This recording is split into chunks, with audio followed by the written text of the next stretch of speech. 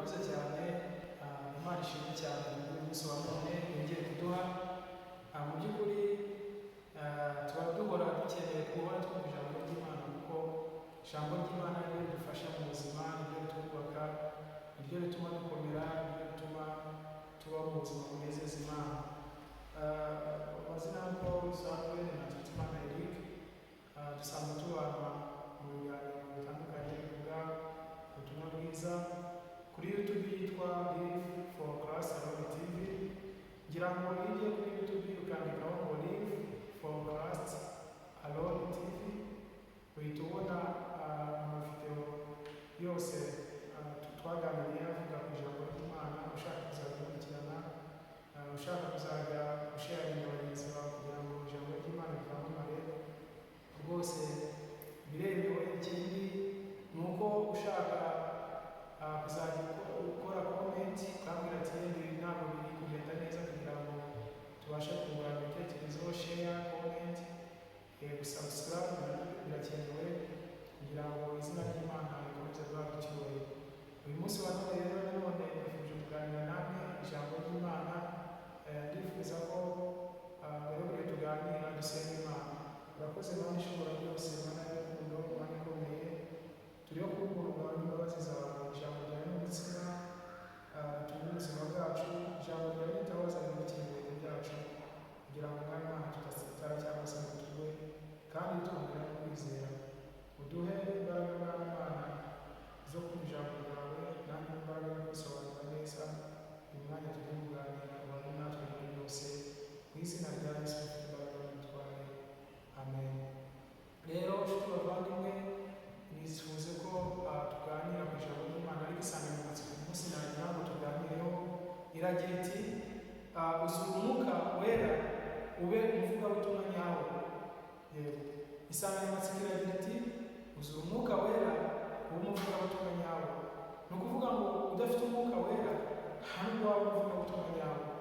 Imana irashaka ko uzura Umwuka Wera. Imana iravugana nawe uyu munsi wa none mu ijambo tugiye kumva, kugira ngo umenye igisabwa kugira ngo uzure Umwuka Wera, umenye ibigomba gukora iyo uzura Umwuka Wera kugira ngo ube umuvugabutumwa nyawe. Rero insanganyamatsiko iri kubitubwira neza ko uzura Umwuka Wera ube umuvugabutumwa nyawe. Turaza kwifashisha icyanditswe turi gusanga mu byakozwe n'igice cya 8, turebe icyo ijambo ry'Imana ritubwira. Dusome mu izina rya Yesu. Icyakora muzahabwa imbaraga Umwuka Wera nabamanukira, kandi muzaba abagabo bo kumpamya i Yerusalemu n'i Yudaya yose n'i Samariya no kugeza ku mpera y'isi. Imana ishimwe. Ijambo ry'Imana riratubwiye ngo icyakora muzahabwa imbaraga. Iki gihe cyari igihe Yesu yavuganaga n'abigishwa ababwira ko bazahabwa imbaraga, kandi Umwuka Wera nabamanukira. Mwibuke topike twari turi kuvuga, biravuga ngo uzura Umwuka Wera kugira ngo ube umuvugabutumwa nyawe. None izo mbaraga z'Umwuka Wera abantu nizimara kubageraho, bazaba abagabo bo kumuhamya i Yudaya n'i Samariya ndetse no kugera ku mpera y'isi. Rero iyo Umwuka Wera abugezeho, birumvikana ntabwo ubutumwa bwiza burasakara ahantu hose. Ikindi, kuba umuvugabutumwa nyawe, abantu bajya bibaza ngo ese bivuze iki? Ugasanga ntabwo bazi icyo bivuze, ntabwo babashije gusobanukirwa. Ariko kuba umuvugabutumwa nyawe, mu magambo make, ni ukuba waramaze kwakira imbaraga z'Umwuka Wera, maze ugatangira kwamamaza ubutumwa bwiza bwa Yesu Kristo, haba mu gace utuyemo ndetse n'ahandi hose ku isi aho uzagera. Rero kuba umuvugabutumwa nyawe, aha nanone ikintu kiba kikuranga ni uko waramaze kuzura Umwuka Wera, kandi wamaze kuzura Umwuka Wera uvuga ubutumwa bwiza bwa Yesu Kristo. Ubutumwa bwiza bwa Yesu Kristo rero tuvugamo uburyo Imana yadukunze n'uburyo twari abanyabyaha, tukavugamo uburyo Imana ari urukundo, tukavugamo uburyo Imana yakunze abari mu isi cyane byatumye itanga umwana wawe w'ikinege, tukavugamo uburyo Yesu Kristo yatwunze n'Imana twari abanyabyaha, tukavugamo uburyo umuntu atabasha kubona agakiza atizeye Yesu Kristo, tukavugamo uburyo Yesu Kristo ari we ugomba agakiza gusa, tukavugamo n'uburyo hari inyungu z'agakiza kuri umuntu wizeye Yesu Kristo, ingororano ziba ari nziza. Ibyo byose ni ubutumwa bwiza. Hanyuma rero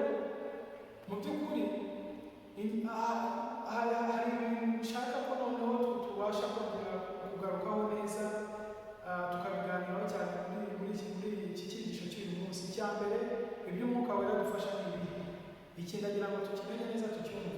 Umwuka wera cyane uradufasha kuba abanyambaraga. Ijambo ry'Imana ryatubwiye ngo nibuze umwuka wera bazaba iki abanyembaraga. Rero uvuga ubutumwa bwiza mu cyanya we iyo uzi umwuka wera biki umunyembaraga. Umwuka wera kongera imbaraga. Ikindi cyane umwuka wera udufasha kuba umuhamya ukabikora mu gace utuyemo. Ntabwo ari ukuvuga ubutumwa mu gace utuyemo gusa, urahavugira muri ako gace utuyemo.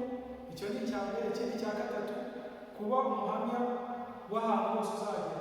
Ntabwo uvuga ngo uyu mwuka wera ufite ntabwo uvugira ahantu hamwe gusa wari ugera hano witubireka. Umwuka wera ari muri wowe kuko tubona ingero z'abigishwa.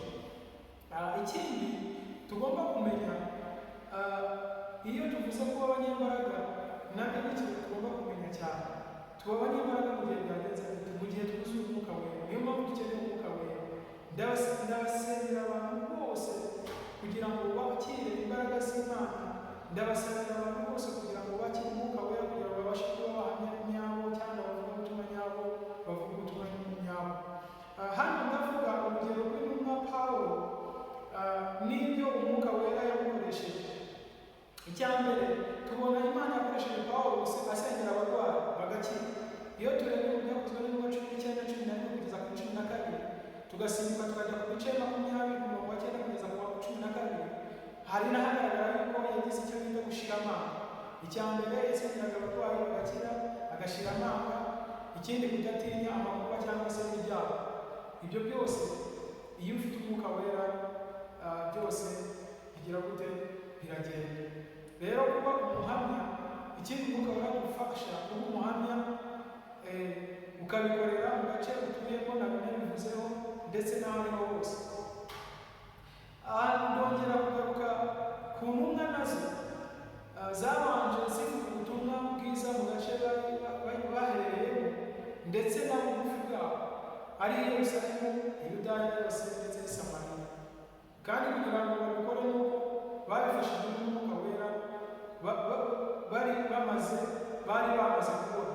Rero icyitonderwa aha ngaha, ariko hari aho bageraga bakabirukana ariko ntibacike intege.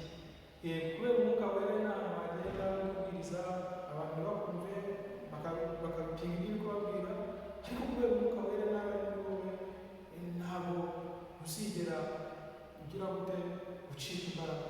Rero ndagusabira kugira ngo uze umwuka wera ubundi kugira ngo ubashe kuba umuhamya cyangwa se umuvugabutumwa. Kuba umuhamya w'ahantu uzagera hose ku isi, nari nabivuze ariko reka nongere mbisubireho gatoya. Aha kubera ko Yesu yari azi imbaraga z'umwuka wera yadusigiye, byatumye aha intumwa ndetse natwe abamaze kumwizera dufite inshingano zo kuvuga ubutumwa bwiza aho ariho hose ku isi. Iyo turebye ubutumwa bwiza nk'uko bwanditswe na Matayo ibice 28:18-20, hariya hatugaragaza uburyo tugomba kubwiriza ubutumwa bwiza. Dufite izo nshingano mugende mu isi yose, mu mahanga yose mumaze ubutumwa bwiza. Rero ni ingenzi, ntabwo uyu mwuka wera tugezeho kuvuga ubutumwa bwiza mu gace turimo gusa, aho kujya ahantu hose kukomeza bamamaza ubutumwa bwiza. Ikindi rero icyo dusabwa natwe kugira ngo uwo mwuka wera atuzeho ni uko tugomba gukunda Yesu. Tugakunda Yesu nk'uko ijambo ry'Imana ritubwira muri Yohana 14:15 kugeza ku 21. Hari n'ahavuga ati numunkunda muzitondera amagambo yanjye. Rero ikindi ni ukwitondera amategeko ye yose, kuko aravuga ngo numunkunda muzitondera n'amategeko yanjye yose. Rero ntabwo wakoze umwuka wera utitondera amategeko y'Umwami Imana. Rero nenda gusoza inshuti bavandimwe n'umurikiye, nk'uko natangiye kubabwira, iyo wuzuye umwuka wera uba uvuga ubutumwa nyawe kandi uvuga ubutumwa bw'uko bukwiriye. Niyo mpamvu nsabira abantu bose bakurikiye kugira ngo imbaraga z'umwuka wera zibashe kubageraho, kugira ngo imbaraga z'umwuka wera zibashe kubashoboza. Udafite umwuka wera nta kintu wabasha kwishoboza.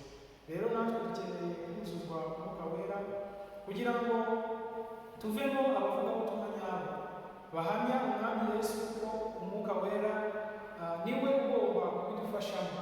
Iyo dusomye mu Bakorinto igice Abakorinto ba mbere igice cya 12 umurongo wa 3 baratubwira neza ikindi kuba abavuga tumanyabo nyine tugomba no kuvuga tukabwiriza kuri Yesu.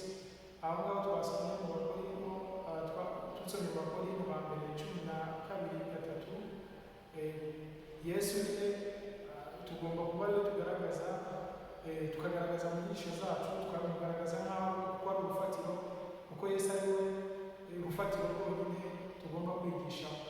Rero dusoza, Imana ibamugisha abakunda gukurikirana ibiganiro bitandukanye kuri YouTube yanjye yitwa Live for Christ Around TV. Imana ibamugisha kandi mujye gukomeza kugusharingira bagenzi banyu kugira ngo turusheho kwagura ubwami bw'Imana. Imbaraga z'Imana zibe kuri twe, Imana twagure kugira ngo tubashe kuba twinezeza tuba tuyikorera. Imana mu ijuru ibamugisha. Reka soze senga. Mana urakoze cyane, ushyirwe hejuru umwami kuko wabaye natwe kandi ijambo ryawe Mana ufashe kwisobanura. Sengera abazakurikirana bose bazagira icyo gikora mu buzima bwabo. Mu izina rya Yesu rikomeye ndasenga kugira ngo Mana wuzuze